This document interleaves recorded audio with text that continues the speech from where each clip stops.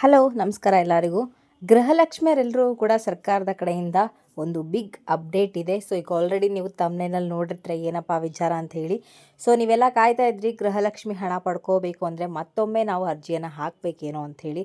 So ಅದರೊಟ್ಟಿಗೆ ಇಲ್ಲಿ ಸರ್ಕಾರದವ್ರು ಹೇಳ್ತಾ ಇದ್ದಾರೆ ಗೃಹಲಕ್ಷ್ಮಿ ಹಣ ನೀವು ಪಡ್ಕೋಬೇಕು ಅಂತಂದರೆ ಈ ಒಂದು ಕಾರ್ಡ್ ಕಡ್ಡಾಯ ಅಂತ ಹೇಳ್ತಾ ಇದ್ದಾರೆ. ಸೊ ಹಾಗಾದರೆ ಗೃಹಲಕ್ಷ್ಮಿ ಹಣಕ್ಕೆ ಅರ್ಜಿಯನ್ನು ಸಲ್ಲಿಸಬೇಕಾ ಬೇಡವಾ ಅಂಥೇಳಿ ಇವತ್ತಿನ ವೀಡಿಯೋದಲ್ಲಿ ತಿಳಿಸ್ಕೊಡ್ತಾ ಇದ್ದೀನಿ. ಆ್ಯಂಡ್ ಇದರ ಜೊತೆ ಬಂದುಬಿಟ್ಟು ಗೃಹಲಕ್ಷ್ಮಿ ಹಣ ಇನ್ನು ಮುಂದೆ ಯಾವ ಕಂತಿನ ಹಣವನ್ನು ಪಡ್ಕೊಳ್ಳೋದಕ್ಕೆ ಅರ್ಹರಿದ್ದೀರಾ, ಸೊ ಅಂತಹ ಕಂತಿನ ಹಣಗಳನ್ನು ನೀವು ಪಡ್ಕೋಬೇಕು ಅಂದರೆ ಈ ಒಂದು ಕಾರ್ಡ್ ಕಡ್ಡಾಯ ಅಂತ ಹೇಳ್ತಾ ಇದ್ದಾರೆ.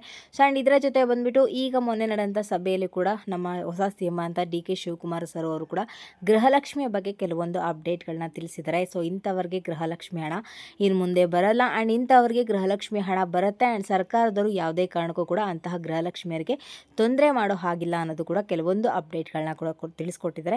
ಸೊ ಎಲ್ಲ ಇನ್ಫಾರ್ಮೇಷನ್ನ ನಾನು ಇವತ್ತಿನ ವೀಡಿಯೋದಲ್ಲಿ ತಿಳಿಸ್ಕೊಡ್ತೀನಿ. ಆ್ಯಂಡ್ ಇವತ್ತಿನ ವೀಡಿಯೋ ಬಂದುಬಿಟ್ಟು ತುಂಬಾ ಇಂಟ್ರೆಸ್ಟಿಂಗ್ ಆಗಿರೋದ್ರಿಂದ ಫ್ರಮ್ ಬಿಗಿನಿಂಗಿಂದ ಎಂಡ್ವರೆಗೂ ವಾಚ್ ಮಾಡಿ ಪೂರ್ತಿಯಾಗಿ ಇನ್ಫಾರ್ಮೇಷನ್ ತಿಳ್ಕೊಳ್ಳಿ. ಹಾಗೆ ಹೊಸದಾಗಿ ಯಾರೆಲ್ಲ ನನ್ನ ಚಾನಲ್ಗೆ ವಿಸಿಟ್ ಮಾಡ್ತಾ ಇದ್ರಾ ದಯವಿಟ್ಟು ನನ್ನ ಚಾನಲ್ಗೆ ಸಬ್ಸ್ಕ್ರೈಬ್ ಆಗೋದನ್ನು ಮರಿಬೇಡಿ. ಹಾಗೆ ತಪ್ಪದೆ ಈ ಒಂದು ವೀಡಿಯೋಗೆ ಲೈಕ್ ಮಾಡಿ, ಶೇರ್ ಮಾಡಿ, ಕಮೆಂಟ್ ಮಾಡಿ. ಇನ್ನು ತಡ ಮಾಡದೆ ಇವತ್ತಿನ ವೀಡಿಯೋನ ಸ್ಟಾರ್ಟ್ ಮಾಡೋಣ. ಇತ್ತೀಚೆಗೆಂತ ಫುಲ್ಲು ವೈರಲ್ ಆಗಿರೋ ವಿಚಾರ ಏನಪ್ಪ ಅಂತಂದರೆ ಗೃಹಲಕ್ಷ್ಮಿ ಹಣ ಇಲ್ಲಿವರೆಗೂ ಕೂಡ ಗೃಹಲಕ್ಷ್ಮಿಯರೆಲ್ಲರೂ ಕೂಡ 31ನೇ ಕಂತಿನ ಹಣದವರೆಗೂ ಹಣವನ್ನು ಪಡ್ಕೊಂಡಿದ್ದೀರಾ. ಅಂದರೆ ಒಟ್ಟಾರೆಯಾಗಿ ಒಬ್ಬ ಗೃಹಲಕ್ಷ್ಮಿ ಬಂದುಬಿಟ್ಟು 62,000 ರೂಪಾಯಿ ಹಣವನ್ನು ಪಡ್ಕೊಂಡಿರೋವಂಥದ್ದು. ಸೊ ಇದು ಸಾಮಾನ್ಯವಾದಂಥ ವಿಚಾರ ಅಲ್ಲ. ಸೊ ಇದು ಇಲ್ಲಿವರೆಗೂ ಕೂಡ ಯಾವ ಸರ್ಕಾರ ಕೂಡ ಇಲ್ಲಿವರೆಗೂ ಈ ಥರ ಹಣವನ್ನು ಕೂಡ ಕೊಟ್ಟಿಲ್ಲ. ಬಟ್ ಇದೇ ಮೊದಲನೇ ಬಾರಿಗೆ ಈ ಥರ ಸರ್ಕಾರದವರು ಹಣವನ್ನು ಕೊಡ್ತಾ ಇರೋದು ಗೃಹಲಕ್ಷ್ಮಿಯರಿಗೆ ಸ್ವಲ್ಪ ಹೆಲ್ಪ್ ಆಗಲಿ ಅನ್ನೋ ಒಂದು ಕಾರಣದಿಂದ ಕೊಡ್ತಾ ಇರೋಂಥದ್ದು. ಅದು ಸ್ವಲ್ಪ ಹೆಲ್ಪ್ ಆಗ್ತದೆ, ಸ್ವಲ್ಪ ಜಾಸ್ತಿನೇ ಹೆಲ್ಪ್ ಆಗ್ತಿದೆ. ಆ್ಯಂಡ್ ಇನ್ನು ಮುಂದೆ ಬರುವಂಥ ಗೃಹಲಕ್ಷ್ಮಿ ಹಣ ನೀವು ಪಡ್ಕೋಬೇಕು ಅಂದರೆ ನೀವು ಮರು ಅರ್ಜಿಯನ್ನು ಹಾಕಬೇಕು ಅಂತ ಹೇಳಿ ಈಗಾಗಲೇ ಸಾಕಷ್ಟು ವೀಡಿಯೋಗಳಲ್ಲೂ ಕೂಡ ತಿಳಿಸಿದರೆ, ಆ್ಯಂಡ್ ನನ್ನ ಚಾನಲ್ಲೂ ಕೂಡ ನಾನು ಕೂಡ ಅದ್ರ ಬಗ್ಗೆ ಇನ್ಫಾರ್ಮೇಷನ್ ತಿಳಿಸಿದ್ದೀನಿ.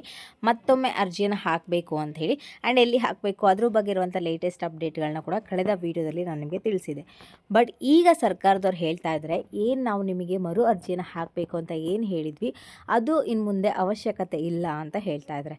ಹಾಗಾದರೆ ಅವಶ್ಯಕತೆ ಇಲ್ಲ ಅಂದಿದ ತಕ್ಷಣ ಓಕೆ ಮತ್ತೆ ಹೋಗ್ಬಿಟ್ಟು ಎಲ್ಲೋ ಒಂದು ಕ್ಯೂ ಅಲ್ಲಿ ನಿಂತ್ಕೊಂಡು ಅರ್ಜಿನ ಹಾಕೋದು ತಪ್ಪು, ಈಗ ಆರಾಮಾಗಿರ್ಬೋದು, ಯಾವ ಥರ ಬರ್ತಾಯಿತ್ತೋ ಇಲ್ಲಿವರೆಗೂ ಕೂಡ ಅದೇ ಥರ ಮುಂದಿನ ದಿನಗಳಲ್ಲೂ ಕೂಡ ಬರುತ್ತೆ ಅಂತ ಹೇಳಿ ಕೂಡ ನೀವೆಲ್ಲ ಅಂದ್ಕೊಂಡಿರ್ತೀರ. ಬಟ್ ಇಲ್ಲಿ ಸರ್ಕಾರದವರು ಇದ್ರ ಬಗ್ಗೆ ಇನ್ನೊಂದು ಕೂಡ ಟ್ವಿಸ್ಟನ್ನು ಕೊಟ್ಟಿದ್ದಾರೆ. ಏನಪ್ಪ ಅಂತಂದರೆ ಇನ್ನು ಮುಂದೆ ನೀವು ಗೃಹಲಕ್ಷ್ಮಿ ಹಣವನ್ನು ಪಡ್ಕೋಬೇಕು ಅಂತಂದರೆ ಈ ಒಂದು ಕಾರ್ಡ್ ಕಡ್ಡಾಯ ಅಂತ ಹೇಳ್ತಾ ಇದ್ದಾರೆ.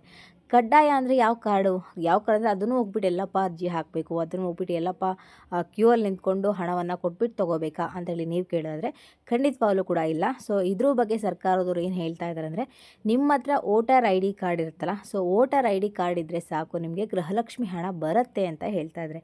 ಹಾಗಾದರೆ ಅದಕ್ಕೂ ಇದಕ್ಕೂ ಏನು ಸಂಬಂಧ ಅಂತೇಳಿ ನೀವು ಕೇಳಿದ್ರೆ, ಸೊ ವೋಟರ್ ಐ ಡಿ ಬಂದುಬಿಟ್ಟು ಎಲ್ಲ ಒಂದು 18 ವರ್ಷದ ಮೇಲ್ಪಟ್ಟ ಹೆಣ್ಣು ಮಕ್ಕಳೆಲ್ಲರೂ ಕೂಡ ಸಿಗುತ್ತೆ. ಆ್ಯಂಡ್ ಅದನ್ನು ಪ್ರತಿ ವರ್ಷ ಕೂಡ ನಾವು ಮತವನ್ನು ಚಲಾಯಿಸ್ತಾನೆ ಇರ್ತೀವಿ. ಸೊ ಅದರಿಂದ ಗೊತ್ತಾಗುತ್ತೆ ಸರ್ಕಾರಕ್ಕೆ ಈ ಒಂದು ವ್ಯಕ್ತಿ ಏನು ಗೃಹಲಕ್ಷ್ಮಿ ಹಣ ಪಡ್ಕೊಳ್ತಾ ಇರ್ತಾರೆ ಅವರು ಬದುಕಿದ್ದಾರೆ, ಸೊ ಗೃಹಲಕ್ಷ್ಮಿ ಹಣವನ್ನು ಪಡ್ಕೊಳ್ಳೋದಕ್ಕೆ ಅವರು ಅರ್ಹರು ಅಂತೇಳಿ ಗೊತ್ತಾಗುತ್ತೆ. ಸೊ ಹಾಗಾಗಿಬಿಟ್ಟು ಸರ್ಕಾರದವರು ಇನ್ನು ಮುಂದೆ ಗೃಹಲಕ್ಷ್ಮಿ ಹಣ ಏನು 32 ಆಗಲಿ 33 ಆಗಲಿ ಅಥವಾ 34 ಆಗಲಿ ಅಥವಾ ಮುಂಬರುವಂಥ ಎಲ್ಲ ಕಂತಿನ ಹಣವನ್ನು ನೀವು ಪಡ್ಕೋಬೇಕು ಅಂದರೆ ಮತ್ತೆ ಅರ್ಜಿಯನ್ನು ಹಾಕೋ ಅವಶ್ಯಕತೆ ಇಲ್ಲ. ನಿಮ್ಮ ಹತ್ರ ವೋಟರ್ ಐ ಡಿ ಕಾರ್ಡ್ ಇದ್ದರೆ ಸಾಕು, ಅದರಿಂದ ನೀವು ಗೃಹಲಕ್ಷ್ಮಿ ಹಣವನ್ನು ಪಡ್ಕೋಬೋದು ಅಂತ ಇಲ್ಲಿ ಸರ್ಕಾರದವರು ಹೇಳ್ತಾ ಇದ್ದಾರೆ. ಸೊ ಗೃಹಲಕ್ಷ್ಮಿಯರೆಲ್ಲರೂ ಕೂಡ ಖುಷಿಯಾಗಿದೆ ಅಂತ ಅಂದ್ಕೊಂಡಿದ್ದೀನಿ. ಯಾಕಂದರೆ ಮತ್ತೆ ಒಂದ್ಸರಿ ಅರ್ಜಿಯನ್ನು ಹಾಕಬೇಕು, ಅದಕ್ಕೂ ಕೂಡ ಕ್ಯೂ ನಿಂತ್ಕೋಬೇಕು, ಅದಕ್ಕೆ ಇನ್ನೇನಪ್ಪ ಡಾಕ್ಯುಮೆಂಟ್ಗಳೆಲ್ಲ ರೆಡಿ ಮಾಡಬೇಕು ಅನ್ನೋದು ತಲೆನೋವು ಎಲ್ಲರೂ ಕೂಡ ಇದ್ದೇ ಇರುತ್ತೆ. ಸೊ ಅಂಥವರೆಲ್ಲರ ಒಂದು ತಲೆನೋವಿಗೆ ಸರ್ಕಾರದವರು ಸ್ವಲ್ಪ ರಿಲೀಫನ್ನು ಕೊಟ್ಟಿದ್ದಾರೆ. ಸೊ ಯಾರೂ ಕೂಡ ಗೃಹಲಕ್ಷ್ಮಿಗೆ ಮರು ಅರ್ಜಿಯನ್ನು ಹಾಕೋ ಅವಶ್ಯಕತೆ ಇಲ್ಲ. ಸೊ ನಿಮ್ಮ ಹತ್ರ ವೋಟರ್ ಐ ಡಿ ಕಾರ್ಡ್ ಇದ್ದರೆ ಸಾಕು, ನಿಮಗೆ ಗೃಹಲಕ್ಷ್ಮಿ ಹಣ ಯಾವಾಗ ಮುಂಚೆಯಿಂದ ಯಾವ ಥರ ಬರ್ತಾಯಿತ್ತೋ ಅದೇ ರೀತಿ ಕೂಡ ಮುಂದಿನ ದಿನಗಳಲ್ಲಿ ಕೂಡ ಸಿಗುತ್ತೆ. ಆದರೆ ಸರ್ಕಾರದವ್ರು ಹೇಳ್ತಾ ಇದ್ದಾರೆ ಈ ಒಂದು ಗೃಹಲಕ್ಷ್ಮಿಯರಿಗೆ ಹಣವನ್ನು ಕೊಡೋ ಹಾಗಿಲ್ಲ ಅಂತ ಹೇಳ್ತಾ ಇದ್ದಾರೆ.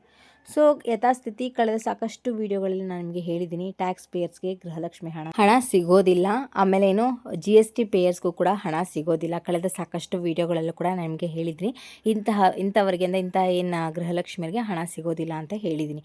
ಆ್ಯಂಡ್ ಈಗ ಸರ್ಕಾರದವರು ಕೆಲವೊಂದು ಅಪ್ಡೇಟ್ಗಳನ್ನ ಹೇಳ್ತಾ ಇದ್ದಾರೆ. ಏನಪ್ಪ ಅಂತಂದರೆ ಗೃಹಲಕ್ಷ್ಮಿ ಹಣದಿಂದನೇ ಸಾಕಷ್ಟು ಜನರಿಂದ ಸಾಲ ಮಾಡ್ಕೊಂಡಿರೋದಾಗಿರ್ಬೋದು ಅಥವಾ ಗೃಹಲಕ್ಷ್ಮಿ ನಂಬ್ಕೊಂಡ್ಬಿಟ್ಟು ಮನೆ ನಡೆಸೋದಾಗಿರ್ಬೋದು, ಆ ಥರ ಒಂದು ಕೆಲಸಗಳನ್ನ ಮಾಡ್ತಾ ಇರ್ತಾರೆ. ಅಂತಹ ಗೃಹಲಕ್ಷ್ಮಿಯರಿಗೆ ಯಾವುದೇ ಕಾರಣಕ್ಕೂ ಕೂಡ ತೊಂದರೆ ಆಗೋದು ಬೇಡ. ಮುಂಚೆ ಯಾವ ಥರ ಗೃಹಲಕ್ಷ್ಮಿ ಹಣವನ್ನು ಕೊಡ್ತಾಯಿದ್ರು ಅರ್ಹರಿರೋವಂಥವ್ರಿಗೆ, ಸೊ ಅಂಥವ್ರಿಗೆ ಮುಂದಿನ ದಿನಗಳಲ್ಲೂ ಕೂಡ ನಾವು ಕೊಡೋಣ. ಅಂತ ಹೇಳಿ ಸರ್ಕಾರದವರು ನಿರ್ಧಾರ ಮಾಡಿರೋಂಥದ್ದು.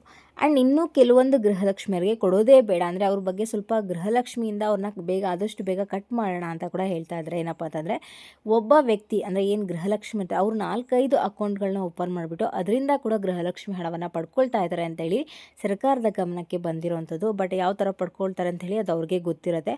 ಆ್ಯಂಡ್ ಈ ಥರ ಅಪ್ಡೇಟ್ಗಳನ್ನ ತಿಳಿಸ್ತಿದ್ದಾರೆ ಅಷ್ಟೇ. ಸೊ ಅಂತಹ ವ್ಯಕ್ತಿಗಳನ್ನ ಆದಷ್ಟು ಬೇಗ ನಾವು ಗೃಹಲಕ್ಷ್ಮಿಯಿಂದ ಕಟ್ ಮಾಡ್ತೀವಿ ಅಂತ ಹೇಳ್ತಾ ಇದ್ದಾರೆ, ಅಂದರೆ ಪರಿಷ್ಕರಣೆ ಮಾಡ್ತೀವಿ ಅಂತ ಕೂಡ ಹೇಳ್ತಾ ಇದ್ದಾರೆ. ಆ್ಯಂಡ್ ಎರಡನೇ ಪಾಯಿಂಟ್ ಬಂದುಬಿಟ್ಟು, ಗೃಹಲಕ್ಷ್ಮಿಯರು ಯಾರೆಲ್ಲ ಇದ್ದೀರಾ, ಸೊ ಅಂಥವರು ನಮ್ಮ ದೇಶದಲ್ಲಿ ಬಿಟ್ಟು ಬೇರೆ ರಾಜ್ಯದಲ್ಲಿ ನಮ್ಮ ರಾಜ್ಯದಲ್ಲಿ ಬಿಟ್ಟು ಬೇರೆ ರಾಜ್ಯದಲ್ಲೂ ಕೂಡ ಕೂತ್ಕೊಂಡು ಗೃಹಲಕ್ಷ್ಮಿ ಹಣವನ್ನು ಪಡ್ಕೊಳ್ತಾ ಇದ್ದಾರೆ ಅಂತ ಹೇಳಿ ಕೂಡ ಈ ಒಂದು ವಿಚಾರ ಸರ್ಕಾರಕ್ಕೆ ಗಮನಕ್ಕೆ ಬಂದಿರೋವಂಥದ್ದು.